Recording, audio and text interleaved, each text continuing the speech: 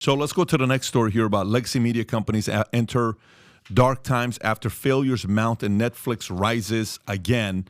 Let me see here. Legacy media. Okay, so legacy media companies have struggled throughout the first half of 2023 with Disney laying off 7,000 employees, its largest Pixar movie underperforming, while Warner Brothers Discovery is also reducing its workforce and dealing with internal issues. It's been a bumpy ride for Disney.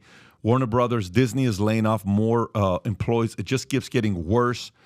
An internal said that. Rich Greenfield, a Lightshed media analyst, said that Meanwhile, Netflix thrives with investors excited by the potential of new signups as it cracks down on password sharing and is predicted to benefit from ongoing Hollywood work shutdowns. Investors have once again become excited by Netflix's future prospects. The beneficiary of Hollywood work shutdowns will likely be Netflix, despite the possibility of reprieve of legacy media due to potential advertising gains in the 2024 U.S. presidential campaign. The future looks bleak due to lack of growth narrative and hurdles and consolidation. There's currently no strong growth narrative for legacy media, and consolidation prospects are murky.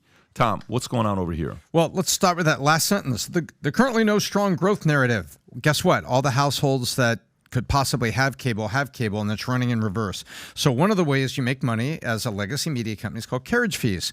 Carriage fees are all of us that have cable and we pay $60 to somebody. A little piece of that goes to ESPN and Disney. A little piece of that goes to CNN. That's called the carriage fee.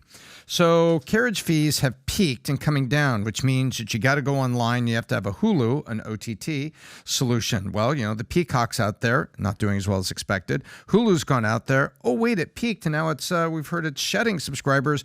And then Netflix, the reason they're up again is because they cracked down on sharing passwords. And guess what happened?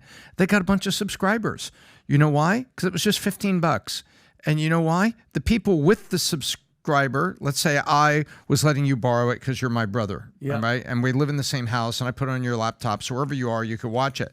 Technically, that's password sharing. Now they've cracked down. Do I cancel Netflix? No. I just say, hey, man, Vinny, sorry, you can't use it anymore. Yeah, well, I've been using it for so long. It's only $15. I'll pay for it. That is what's happening at Netflix. So Netflix has growth to add subscribers where the legacies don't have a place to add subscribers. And what they're talking about consolidation, Pat, they're talking about when Warner Brothers Discovery consolidated, and then when Disney has ESPN, ABC, and all the things they've bought, and they consolidated. Consolidation is power. That's how Hulu was able to charge us all, because it was consolidated ownership of all those channels.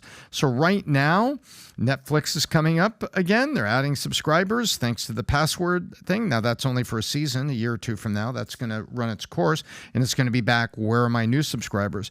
But, and by the way, all the legacy media, it's interesting what they say. They are praying that would please, can we get to January 15th of 24 for the first primary so that we can get ad revenues going on our news channels. They're dying for the election. But that's what's going on. It's not a fun place to be right now if you're an owner of a media company. To give you some numbers. In the legacy. But to give you some numbers with Netflix. Change is coming, and there are new media companies coming and new OTTs coming.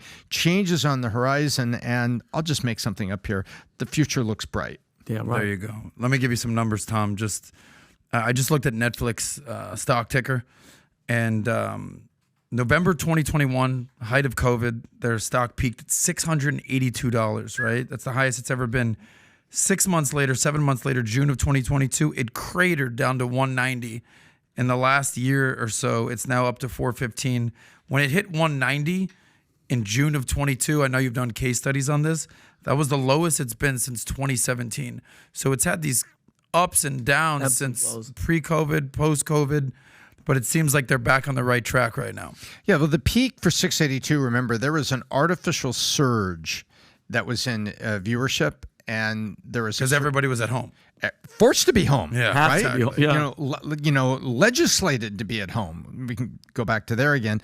And then when the smoke clears on that, the post-COVID hangover hit for everybody in the market, and so their stock going down to 190 was also part of a momentum shift that happened in the market, kaflunk, and then everything comes back, and they're back at 450. You know what's funny? Look at Tesla. Tesla was what, 110 at the beginning of the year, and now they're up at 240. what's funny about Netflix, it's almost like the inverse situation of what happened with the stock market. We all remember there was a stock market crash. It went down 30%, 40%, whatever the number was. Exact opposite thing happened with Netflix. Skyrocket. Boom. COVID ends, or 6 months later, stock market comes back, Netflix crashes, the tech companies, and now it's sort of leveling out to where it should be. That's a great point. Malik, if you could put up the Zoom chart. Our man. Rob Malik. Oh, yeah, exactly. Same with Zoom. Exactly. Your point. Skyrocketed and then fell, cratered. Yeah, just stay right here and just go find Zoom. Yep. And you just go back like 5 years. There you go. Except that Zoom is not coming But back it up didn't at the crater other as end. much, though. Well, Oh, no, it has. It tailed out in 2022. Yeah, you're absolutely right. It just wasn't a sharp drop like Netflix. correct. Now, Netflix is coming back because there's something to come back on, whereas there's not much something to come back So on. what do you think the future of Zoom is at this point? Does it need another pandemic in order to reach the heights that it was? I mean, Honestly, I think Zoom probably needs a check from somebody that wants to consolidate. yeah. Gotcha. They should have sold in 2020. Right when they peaked, like Boom. like Tubin. What if It's like Tubin. What if Google buys Zoom and puts it into Google Docs, into Google Suite? Right? Microsoft, tried this already, and remember they bought the first Zoom 1.0. Is that Teams? Skype. Microsoft Teams? Skype. Oh, gotcha. But now they have Teams?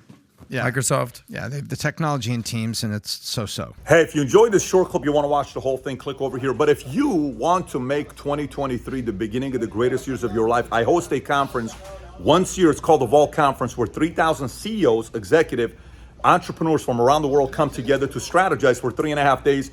This year it's going to be at Miami Diplomat Resort. And the speakers this year is going to be Tom Brady. He'll be there. I'll be interviewing him. Mike Tyson, Will Guidara, the guy that ran 11 Madison in New York. If you run a business, if you're a CEO, entrepreneur, and executive, this is not an event you want to miss out on.